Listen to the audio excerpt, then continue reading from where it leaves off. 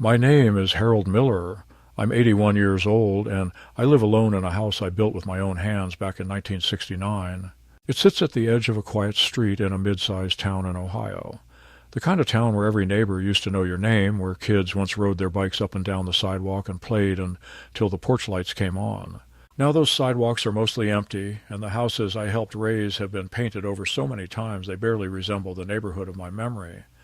My own house still looks the same, white siding, red shutters, a small porch with a creaky swing that I fixed a dozen times over the years, but still groans like an old man every time it's sat on. I used to sit there with my wife, Ellen, every summer evening for almost 5 decades. She'd knit or do crossword puzzles, and I'd sip coffee, just enjoying the silence, the air, the way her foot would occasionally brush against mine. She passed away 9 years ago this September. Stroke, quick, unfair. I've kept the porch swing exactly as it was, as if she might return to it one day. Inside the house, everything remains in its place, not out of neglect, but because moving anything would feel like tearing pages out of a book you haven't finished reading. Ellen's scarves still hang on the coat rack. Her favorite ceramic mug, the one with the blue birds she painted at a community class in '82, sits beside mine in the cupboard.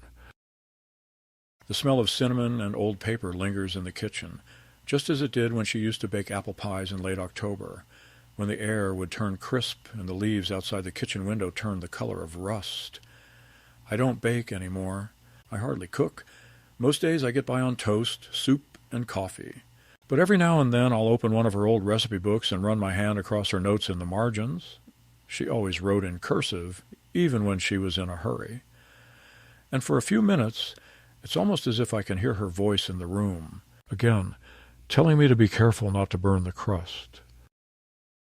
I had 2 sons. Now I have 1. The older, Daniel, died in a car accident when he was 27. He was a gentle soul, wanted to be a teacher, loved the outdoors. The day he died, something inside me cracked. A soundless fracture that never fully healed. My younger son, Rick, survived, married Amanda, and moved to Columbus about a decade ago. He works in insurance. She does something with interior design, though I've never seen any room she's decorated that didn't feel like a hotel lobby. They visit a few times a year, usually for the holidays, or rather, they used to. In the last 2 years, their visits have dwindled to little more than quick drop-ins, often with a hint of obligation, like they're ticking something off a to-do list. They never stay long. I try not to ask too many questions because asking means hearing answers I already know. They're busy, tired, have plans. There's always something more important than an old man sitting in a drafty house filled with photographs and silence. Those photographs, they are my sanctuary. I've spent decades photographing everything, like not just birthdays and weddings, but the mundane, the in-between moments. Ellen sipping coffee on the porch in her robe, Daniel fishing by the lake with his arms too small for the rod, Rick building a Lego tower on the living room rug.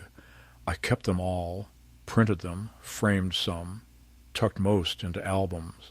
In total, there are maybe 36 full photo albums in the living room bookshelf. Leather-bound, some falling apart at the seams. They are, in many ways, my life's work.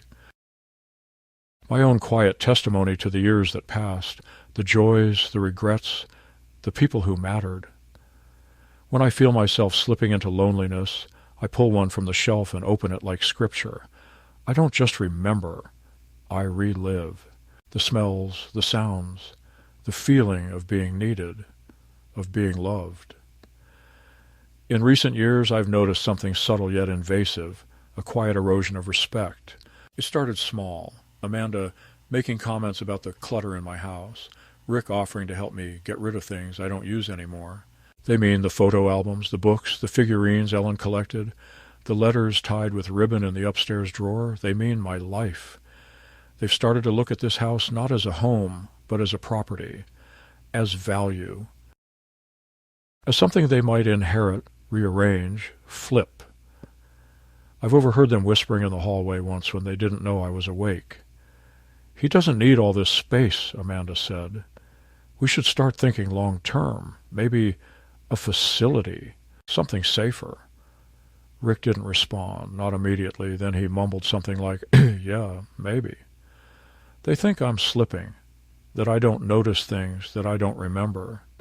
But I remember everything. I remember the way Amanda looked at my wedding photo the last time they were here. Not with reverence, but with a sort of disgust, like she was studying an old, irrelevant artifact. I remember how Rick said, "We'll help you sort all this, Dad," when I mentioned I'd been reorganizing some drawers, as if I needed help, as if I was already on my way out. They don't see me anymore, not really.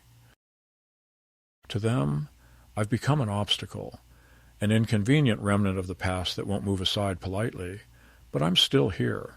My legs ache in the morning, and my hearing isn't what it used to be, but my mind is sharp, my heart steady, and my will as strong as it was the day I laid the foundation of this house with my bare hands and a rented cement mixer.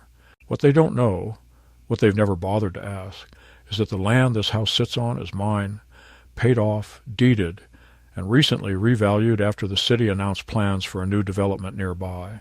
They have no idea what this place is worth, not just sentimentally, but financially.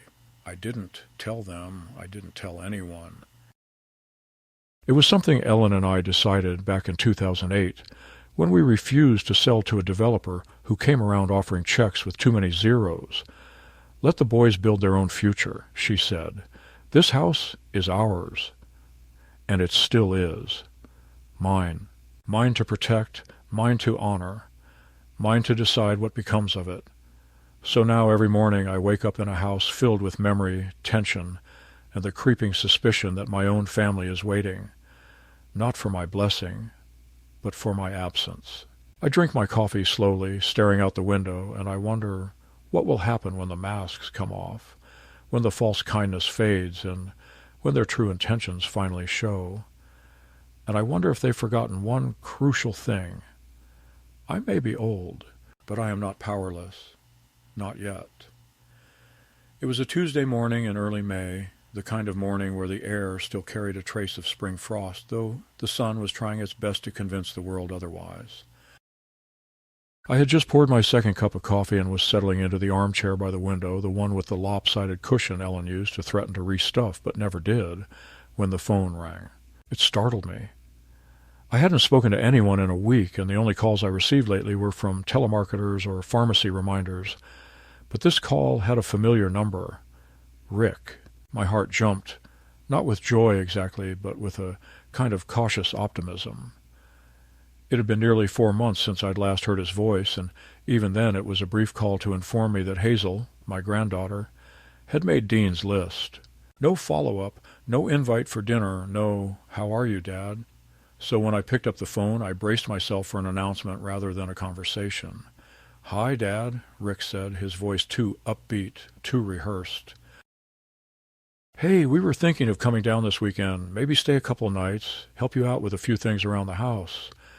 I was so surprised I didn't speak for a moment. The idea of them coming down was so out of the ordinary that I immediately knew something was off. Still, I managed to say, "That sounds nice, Rick. What's the occasion?" There was a pause, barely a second, but I heard it. "No occasion. Just thought we'd spend some time together. It's been too long." That was true, and it didn't sound like him. Rick was never one for spontaneous sentiment.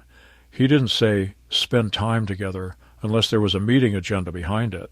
I agreed, of course. What else was I supposed to do? Hang up on my own son? So I spent the next few days cleaning, dusting, putting fresh sheets in the guest room, making a grocery list, even baking Ellen's banana bread recipe from memory, something I hadn't done in years. I caught myself humming while folding towels. A dangerous hope had settled in me, something warm and foolish. Maybe they were finally turning a page. Maybe they missed me. They arrived Friday afternoon in Amanda's shiny black SUV, the one she always parked as far away from the neighbors' cracked driveways as possible. She walked into the house like she was entering a museum, eyes scanning every corner, every shelf, lips pursed as if preparing a list of corrections. Rick followed, carrying a small overnight bag, and that look he always wore when he was uncomfortable in his own childhood home, a mixture of nostalgia and impatience. "Smells like memories," Amanda said, offering a tight smile that didn't reach her eyes. I chose to take it as a compliment. I hugged my son and offered coffee, which they declined, saying they were watching their caffeine intake. Amanda pulled out a folder from her tote bag and placed it on the kitchen table with a casual thud that made my stomach tighten. "We wanted to talk to you about something, Dad," Rick said, avoiding my gaze. "Something we've been thinking about for a while." I sat down slowly, the warmth from earlier already beginning to fade. Amanda leaned forward, her voice syrupy, calculated. "This house, it's beautiful, but it's a lot for one person. The stairs, the yard, the maintenance. Have you considered simplifying things? Maybe moving somewhere more manageable?" I looked at her, then at Rick, who was staring at the table like it held the answers he didn't want to say aloud. "You mean a retirement home," I said, not as a question, but as a fact. Amanda's eyes widened in mock surprise. "Not a home, per se. A senior living community with services, activities, people your age. You'd have your own apartment, of course." Rick finally looked up. "It's not about getting rid of the house. It's about your safety, Dad. We just worry about you here alone." I took a breath, slow and steady, trying to keep the tremor out of my hands. "This is my home," I said. "I built it. I raised my family here. I buried my wife from this house." "What exactly is unsafe about that?" Amanda leaned back, crossing her arms. "It's not just about now. It's about the future. What if something happens? What if you fall and no one's here?" Rick jumped in, sensing the rising tension. "We've looked at a couple of places, just to see. They're really nice, and they handle everything, meals, housekeeping, even transportation to appointments." I laughed, not kindly. "So, what, I become a guest in my own life? Pay someone to drive me to the grocery store because my own son can't be bothered to visit?" That hit him. He flinched slightly, but Amanda was unshaken. "You're being dramatic. We're just trying to help." The conversation spiraled after that. Every objection I raised was met with a rehearsed rebuttal. Every memory I tried to share, the porch where Ellen used to read, the tree Daniel climbed when he was 5, was brushed aside as sentimental clutter. They'd made up their minds long before they arrived. I was the only one still holding on. Finally, Amanda said, "Just think about it, Harold. We're not asking for an answer now, but time moves quickly and opportunities don't wait." I nodded slowly, not because I agreed, but because I needed them to stop talking. I felt the walls of my house closing in, felt the photos on the wall watching silently as strangers planned to erase them. Later that night, after they'd gone to bed, I sat alone in the living room with a photo album open on my lap, Ellen in her garden, laughing, hair tied up in a scarf. Daniel with scraped knees and a proud grin, Rick blowing out candles at age 10. All of them frozen in time, untouched by the calculations and condescension of the present. I didn't cry. I just sat there, heart beating too loud in the silence, understanding for the first time that something irreversible had begun. This wasn't just a conversation, it was a maneuver, a shift in power. They weren't visiting to connect. They were here to begin the process of taking. And what they didn't know, what they couldn't possibly understand, was that I had no intention of letting that happen quietly. The next morning arrived, wrapped in the kind of brittle silence that only families know, the kind where everyone pretends nothing happened, but every word feels like walking barefoot across broken glass. Amanda was already in the kitchen when I came down, dressed immaculately, as if she were heading to a meeting rather than staying in her father-in-law's home. She offered a curt "good morning," while slicing fruit with unnecessary precision. Rick followed a few minutes later, disheveled and groggy, murmuring something about sleeping on a too-soft mattress. I nodded and sat down at the table without saying much, sipping my lukewarm coffee and pretending to read the front page of the paper. No one mentioned the conversation from the night before, but it hung there, unspoken, like a fog that wouldn't lift. They had come, allegedly, to help. And help they did. Just not in the way I'd expected. Before I could stop them, Amanda had opened the hall closet and started pulling out boxes, muttering about decluttering. She claimed it would be therapeutic, that streamlining my belongings would make things easier in the long run. Rick, ever the silent accomplice, nodded along, occasionally lifting a box or stacking things on the living room rug. I stood by helplessly at first, trying to make sense of what they were doing. These were my things: photo albums, VHS tapes of Christmas mornings, Ellen's crocheted blankets, even Daniel's old school reports, all treated like expired groceries. Amanda held up one album, its spine cracked, the leather worn smooth by time and touch. "Do you really need to keep all of these?" she asked, holding it like it might stain her blouse. "They're full of pictures no one even looks at." I took the album from her without a word and opened it to a page I knew by heart. Ellen in a wide-brimmed hat covered in flour and laughter. Daniel on his tricycle, one foot bandaged. Rick, maybe 8 years old, beaming as he held a turtle he'd found by the pond. "These are my life," I said quietly. Amanda sighed. "They're dusty and moldy, Harold. No offense, but it's not healthy to live like this. Some of these albums smell like a basement. We should digitize the important ones and toss the rest." I didn't answer. I simply carried the album back to my study and placed it gently on the desk. When I returned, 2 more boxes were stacked by the door, sealed shut with masking tape. By lunchtime, they had moved on to the attic. I heard thuds and the rustle of plastic storage bins being dragged across the wooden floor. I stood at the foot of the attic stairs, staring up into the darkness, debating whether to go up. But I didn't. I didn't want to see what else they'd labeled non-essential. I went outside instead, sat on the porch swing, and tried to lose myself in the rhythm of its creaking. Ellen had once said that the swing sounded like an old woman chuckling. Now it just groaned, tired and unamused. I must have dozed off, because when I came back inside, the house felt too quiet. The attic door was closed, and there was a smell. Sharp, acrid, foreign. Something between burning paper and scorched dust. I followed it to the backyard. That's when I saw the fire pit. It was an old metal drum we used to roast marshmallows in during summer evenings. Now it was filled with smoldering ash. Amanda was standing nearby with her arms crossed. Rick was poking the contents with a metal rod. They looked up as I approached, neither of them looking particularly remorseful. "We thought we'd go ahead and clear out the things that were ruined," Amanda said flatly. "Molded paper, mouse droppings." "It was disgusting up there," Rick added. "We saved the good stuff." I stared at the pit. A gust of wind blew some ash toward me, and something in it fluttered, the charred edge of a photograph, half intact. I bent down and picked it up carefully. It was a wedding photo. Mine. Ellen was in her veil, her smile blurred by heat, but unmistakably hers. My hand trembled. "You burned my photos," I said, not a question. Amanda didn't flinch. "Some of them were beyond saving, Harold. Honestly, it's for the best. Who was even going to look at those?" I looked at Rick, but he wouldn't meet my eyes. "You burned them," I repeated, more to myself than anyone else. Amanda turned away with a dismissive wave.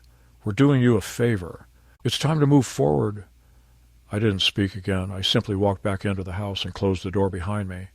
I went to my study, locked the door, and sat down. My breathing was shallow, my hands numb. On the desk was the album I had saved earlier. I opened it again, slowly, page by page. Half of the images were now irreplaceable, burned to ash in a backyard fire like trash. I felt something inside me tighten, a knot of grief and fury so dense I could hardly swallow. They had destroyed Ellen. They had erased Daniel. They had taken from me the only thing left that couldn't be bought or replicated: memory. That night I didn't join them for dinner. I heard them downstairs, laughing, watching something on television, their voices muffled and distant. I sat in my darkened room, staring at the album in my lap, wondering how people who claim to love you could be so careless with what you hold sacred. I thought about what Amanda had said about moving forward, and I realized something that changed everything. They weren't here to help me move forward. They were here to remove me from the equation entirely. This wasn't a cleanup. It was a quiet replacement. A hostile renovation masked as concern. They wanted the house, the land, the insurance, my life sanitized and sold. And I remembered something then, something Ellen and I had agreed on long before she passed. A backup plan, a legal clause buried in a will no one had asked to read. I stood up, suddenly alert, and pulled open the bottom drawer of my filing cabinet. Behind tax returns and insurance forms, I found the folder. Advance Directive, Legal Ownership, Deed, Addendum. My name, my signature, a notary seal. The memory came back in a flash. Ellen sitting at the lawyer's office beside me, her hand on mine. "We need to make sure," she had whispered, "that your wishes are protected. Just in case they ever forget who you are." I hadn't thought about that moment in years, but now it glowed in my mind like a torch in the dark. They thought I was an old man, tired and easy to manage. They thought they could burn my memories and I'd simply forget they ever existed. But what they forgot was who owns this house, this land, this history. They forgot who I was before I was just Dad or the old man. They forgot that behind every photograph they turned to ash, there was a man who had built something worth remembering. And what they couldn't burn, what they couldn't even see, was what came next. The following morning unfolded beneath a haze of gray clouds, the kind that seemed to absorb sound and intention alike, leaving everything muffled and slightly surreal. I awoke early, though I hadn't truly slept, my thoughts having churned like a washing machine through the long night. I sat at the edge of my bed for several minutes, my feet resting on the cold floor, staring at the wooden wardrobe across the room where Ellen's church dresses still hung behind its doors. I didn't need to see them to know they were there. I remembered each one, the blue floral she wore to Daniel's high school graduation, the dark green she saved for Christmas Eve, and the cream lace she wore when we renewed our vows on our 40th anniversary. I dressed deliberately, wearing my best slacks and the pressed flannel shirt Ellen once called my gentleman's uniform, then walked downstairs to find the house already stirred by activity. Amanda's voice carried from the kitchen, low and insistent, discussing something with Rick that stopped abruptly when I entered the room. Their expressions shifted too quickly, from scheming to smiling. "Morning, Dad," Rick said, a little too bright, as if nothing had happened, as if yesterday hadn't happened. Amanda placed a plate of scrambled eggs on the table. "We thought we'd make breakfast," she said, setting the food down like it was a peace offering. I nodded without speaking, taking my seat. I noticed they'd already eaten. Their plates were pushed aside with the laziness of people who lingered, waiting for a specific moment to pounce. Amanda poured orange juice into my cup, then sat down across from me, folding her hands. "We've been thinking," she began, as if this wasn't something they had decided weeks ago, "about what we discussed yesterday, about your future, and we have a proposal." Rick reached into his messenger bag and pulled out a crisp manila folder, sliding it across the table to me. "It's just an option," he said, his voice deliberately gentle, like a vet approaching a wounded animal. I opened the folder, and inside was a brochure, glossy, full color, saturated with artificial smiles and sunlight. Maplewood Horizons, a vibrant community for active seniors. There were photos of well-dressed elderly couples walking hand in hand through landscaped gardens, participating in watercolor classes, riding stationary bikes under soft fluorescent light. It all looked clean, polite, and hollow. Below the brochure was a document labeled Preliminary Agreement, Assisted Transition Package. My name was already typed at the top. "You filled this out," I said, more observation than accusation. Amanda leaned forward. "It's just a placeholder, Harold, nothing binding. We talked to someone there, just in case you were interested." Rick added quickly, "It's got great reviews, and it's only 15 minutes from our place." "We could visit all the time." I closed the folder and slid it back across the table. "No." Amanda blinked. "No to which part?" "No to all of it," I said. "No to leaving my home. No to giving up what little I have left of a life you've already gutted." Rick's face darkened. "We're just trying to help."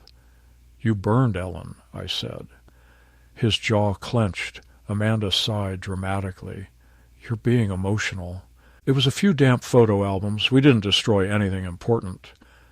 "You destroyed everything important," I said. Amanda stood, hands on her hips, her voice rising. "You're being impossible.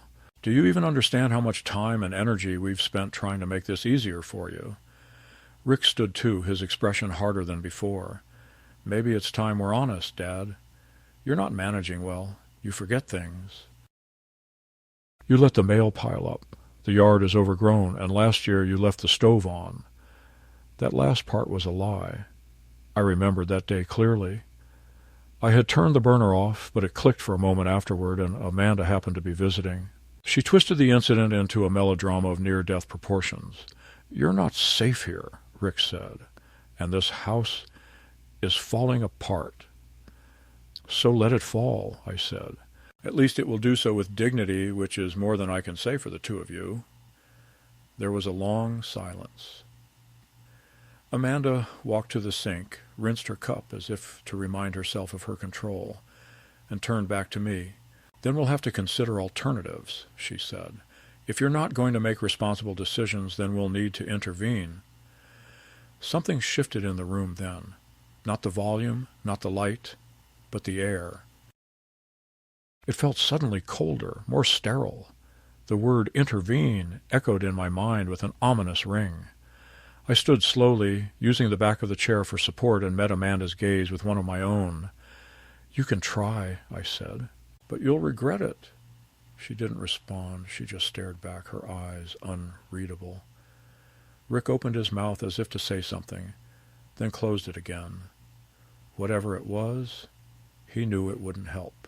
I left the room, went back to the study, and opened the drawer where I'd found the old deed and legal documents. I examined the language again more carefully this time. The clauses were clear. I held primary control of the estate. I had sole authority to alter or revoke any transfer of ownership, and, most importantly, the property was not subject to unilateral decisions by next of kin, unless I was proven legally incapacitated. I sat back in the chair, the edges of my vision trembling slightly with the weight of what I had just confirmed. They were trying to move me out by force or manipulation, but they had no idea I still held the lever in this arrangement. They thought they could pressure me with pamphlets and guilt, but this wasn't a discussion about convenience anymore. It was war, and wars are not won by those who arrive late with a brochure. The tension between us fermented in the air for the next 2 days, not loud or explosive, but something quieter, more insidious. A shifting undercurrent that warped the walls of the house I had once filled with laughter. Amanda and Rick no longer pretended to enjoy their stay. They moved through the rooms with measured indifference, speaking in hushed tones when they thought I wasn't near, whispering over coffee and behind closed doors. I heard my name more than once, followed by words like deteriorating, unpredictable, and unfit. They had begun treating me not as a man, but as a case study, a subject of quiet diagnosis and strategic planning. Every gesture had the flavor of calculation. When Amanda made me tea, she watched closely to see whether I spilled it. When Rick saw me reading the paper, he glanced over my shoulder like a nurse checking on a senile patient, pretending to be literate. There was no affection left in their tone, only polite surveillance. I was no longer family. I was a liability being processed. That Sunday morning, I woke to find my house empty and the garage door wide open. Rick and Amanda were nowhere to be seen, but the black SUV was gone, and so was the folder they'd left on the kitchen table the night before. I found a note taped to the refrigerator, taking a quick trip into town, back around noon. Don't strain yourself. Rest. As if I were a dog that needed to be reminded not to chew the furniture. I walked through the house slowly, sensing something had shifted. My bedroom door was ajar. I never leave it open. Inside, my drawers were slightly out of alignment, and the small lockbox where I kept my passport and social security card was missing. Panic gripped my chest, but I forced myself to stay calm. I checked the desk drawer in my study. My bank ledger, gone. My checkbook, gone. Only one thing remained untouched. The legal folder Ellen and I had prepared all those years ago, buried beneath 2 unremarkable manila files. I stared at it for a long time, that thin buffer between me and total erasure. Then I reached for the phone and called a cab. By the time I reached the bank, it was nearly noon. I asked for Eleanor, the manager I'd known for 20 years, a woman whose son I had once coached in Little League. She greeted me with a warm smile that faded quickly when I explained why I was there. "They took my documents, Eleanor," I said. "I believe they're planning to access my accounts or declare me mentally unfit." She stiffened, but didn't look surprised. "Your son and daughter-in-law were here this morning," she admitted. "They said you were on vacation and had asked them to handle some financial transitions. They requested to add themselves as co-signers on your primary account." I stared at her, speechless for a moment. "And did you allow it?" "Of course not," she said quickly. "We needed your signature, but it raised red flags." I nodded, thankful for the resistance. "I want to freeze all external access, I told her. "Reissue all cards, revoke any shared permissions, and move my liquid assets to a secure private account." Eleanor didn't hesitate. She moved with calm efficiency, asking me to verify information and sign papers with hands that, despite shaking slightly, never lost their purpose. "Should I notify the authorities?" she asked. "Not yet," I said. "I need to see what else they're planning." From the bank I went straight to Martin Sheffield, my lawyer and longtime friend, a man who had helped me navigate Ellen's estate after she passed. He welcomed me into his office, a cramped but dignified space above the pharmacy on Main Street. I handed him the legal folder and explained everything: Amanda's decluttering, the fire pit, the brochures, the missing documents, the attempt at financial infiltration. He read in silence for several minutes before closing the folder and looking me square in the eye. "You're not imagining this, Harold. They're building a case, probably trying to have you declared legally incapacitated so they can assume control over your assets." I exhaled slowly, letting the truth settle into my bones. "What can we do?" Martin leaned back in his chair. "First, we document everything. I'll prepare an affidavit that outlines your cognitive fitness, and we'll schedule a medical evaluation with a geriatric specialist to establish a baseline of your mental health. If they're planning to contest your competence, we need to be ahead of it." "And the house?" I asked. "It's still mine." "Every brick," Martin nodded. "And unless they forge your signature, they can't change that." "What if they try?" I asked. "Then we sue them," he said. Hard. I returned home that afternoon to find Rick and Amanda in the living room, pretending to browse television channels as if the last few hours hadn't happened. I said nothing at first. I walked past them, went upstairs, checked every drawer and box. My checkbook had been returned, but the pages were creased as if thumbed through hastily. My passport was back too, poorly hidden beneath a pile of mismatched socks. It was an insult, really, the way they'd tried to cover their tracks with such laziness. I came back downstairs and stood behind the couch. "Don't you have something to say?" I asked. Rick muted the television. "About what?" "About what you took. About the accounts you tried to access. About treating me like a senile burden instead of a human being." Amanda turned, her voice sharp. "We were just trying to protect you. You're getting forgetful, Harold. You're vulnerable. We're just trying to make sure things don't fall apart." "No," I said. "You're trying to position yourselves to inherit something you didn't earn. You're trying to gaslight me out of my own life." The word landed like a slap. Amanda stood up. "You're being paranoid," she said. "This is why we're worried. You're imagining things, accusing your own family. It's not healthy." "Then prove me wrong," I said. "Show me one action you've taken this week that wasn't about control. Show me one moment where you treated me like your father and not an obstacle." Rick stood now too, his expression tight. "We were trying to help," he said. "But if you're going to be ungrateful and combative, then maybe it's time we took the next step." I narrowed my eyes. "What does that mean?" "It means we've spoken to a doctor," Amanda said. "He's agreed to do an initial evaluation, just to be safe. We're bringing him here tomorrow." I stared at them, both of them, realizing then that this was never about concern. It was a quiet coup. They wanted legal leverage, a documented vulnerability, something to present to a judge if necessary. They weren't just pushing, they were preparing for war. And they thought I'd go down quietly. I didn't argue. I simply nodded. "Fine," I said.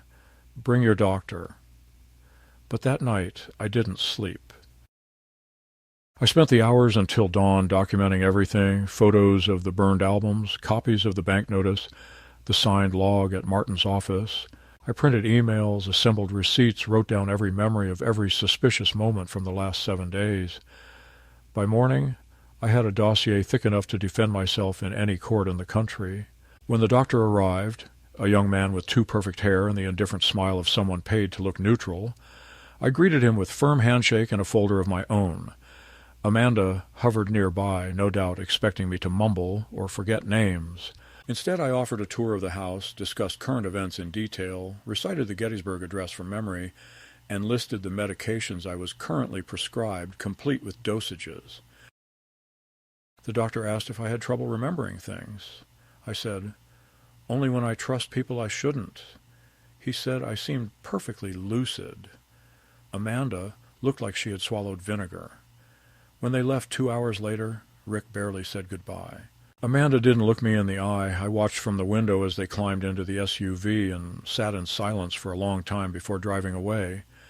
I didn't smile. I didn't celebrate. I just stood there, hollowed out, but standing. They had tried to erase me, but I was still here, and I wasn't done yet. The house felt different after they left, not emptier but raw, like a wound exposed to air. I walked from room to room, each one holding echoes of confrontation, betrayal, and silent resilience. The scent of Amanda's perfume still lingered faintly in the living room, clashing with the comforting must of old wood and sun-warmed fabric that had always defined the house. I paused by the mantel where a photo of Ellen smiled down at me, unbothered by the chaos of the present, as if reminding me that we had faced worse and survived. But what gnawed at me now wasn't survival. It was restoration. For days I had been reacting, defending, bracing. It was time to act, no more waiting for their next move, no more tolerating their slow demolition of my autonomy. I pulled out the legal documents again, this time to rewrite the story, not just to secure the house, but to shift the power they thought they owned. I called Martin and said, I'm ready." He met me that afternoon in his office, the air thick with dust and intention. I laid out my plan. I wanted to initiate the formal process of transferring ownership of my assets, not to Rick, not to Amanda, but into a trust with strict conditions. I wanted every remaining dollar, every inch of land, every asset that bore my name to be placed out of their reach. And more than that, I wanted legal motion against their attempt to override my rights. Martin nodded as I spoke, his face tightening with professional resolve. "You're not the first parent to face this," he said quietly. "But you're the first I've seen so prepared." We began drafting documents immediately, revoking any shared authority, creating irrevocable safeguards, and starting a formal complaint that outlined the psychological and financial manipulation I had endured. It would be submitted to the county court by the end of the week, but that wasn't all. There was still the matter of the house itself, the property they had targeted with such greed and patience. I had no desire to die within these walls just to spite them, but neither did I intend to gift it to them like a reward for their deceit. There was an answer, one Ellen and I had discussed years before, almost as a joke, but which now shimmered with possibility. Back in 2006, we'd received an offer from a local nonprofit that supported transitional housing for veterans and low-income seniors. They wanted to buy properties on our block for a long-term development plan.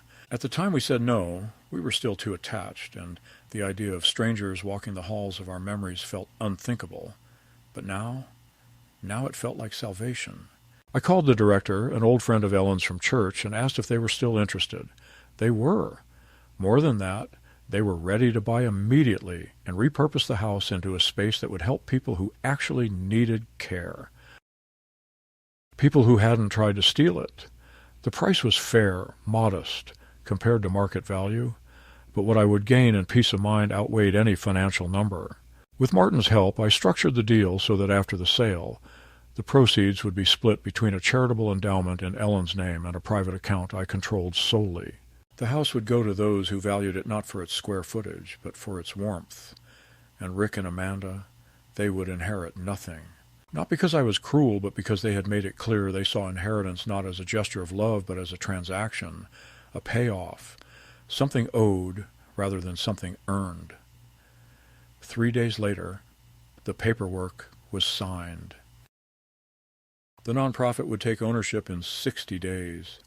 I would remain in the house until then, rent-free, giving me time to transition and arrange my next chapter. The director promised to keep Ellen's rose bushes, to preserve the porch swing, even to mount a small plaque in her memory. I walked home from the office that day feeling lighter than I had in years, not because justice had been served, not yet, but because I had finally stepped out of the shadow of fear. I wasn't hiding anymore. I was building something new. That evening, just as the sun slipped below the horizon and the house was bathed in the soft gold of twilight, I heard the sound of a car pulling into the driveway. I stood slowly, heart already heavy with anticipation. Through the window, I saw the black SUV and the two people I had once believed would carry my legacy. Rick stepped out first, his face drawn and anxious. Amanda followed, her expression unreadable. They walked to the door but didn't knock. I opened it before they could. "You weren't invited," I said. Rick held up his hands. "We just want to talk." Amanda's tone was softer than I'd ever heard it. "Please, Harold, just a few minutes." I let them in, not out of forgiveness, but because I wanted them to hear what I had to say inside the house they'd tried to claim. We sat in the living room, the same place where Ellen and I used to sip cocoa in the winter, where Daniel opened his last birthday present, where I first held Hazel in my arms. Now it was a battlefield of silence and unease. Rick cleared his throat. "We know you're angry, and we know we made mistakes, but we didn't mean to hurt you. We just thought—" "You thought I was weak," I said. "You thought I wouldn't notice. You thought you could maneuver me into a corner and sign the house over like a senile old man with too many photo albums and not enough fight." Amanda blinked. "That's not true." "You burned Ellen's memories," I said. "You lied to your daughter about where I was. You tried to access my finances behind my back. If that's not true, then please, tell me what part I misunderstood." They didn't answer. Rick looked at the floor. Amanda stared at the mantel, avoiding my eyes. I stood, walked to the fireplace, and picked up the legal folder. "This is the deed," I said, "and as of yesterday, it no longer has anything to do with either of you." Rick's head snapped up. "What?" "I've sold the house," I said, "to a nonprofit. The proceeds are going to people who actually need help, and I'm moving to a place where no one will find me unless I want them to." Amanda's face turned white. "You can't do that," she said. "We're your family."